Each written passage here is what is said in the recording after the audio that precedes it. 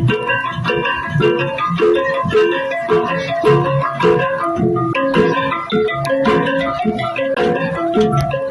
hadirin menyusul ke belakang ogoh-ogoh bersama kepanggil akan hadir ogoh-ogoh dengan judul Indimba Indimbi, persembahan dari Seko Truna-Truni Widya Santi, Banjar Dinas Kementerian Desa Gunung Salak, Kecamatan Salmadeg Timur. Dalam kisah Mahabharata terdapat bagian yang mana menceritakan tentang munculnya raja raksasa berkuasa yang suka memakan manusia, mencium daging-daging hewan, dan memiliki kekuatan yang sangat besar dan dahsyat. Memiliki karakter wajah suram dengan energi yang sangat dahsyat, bergigi panjang dan tajam.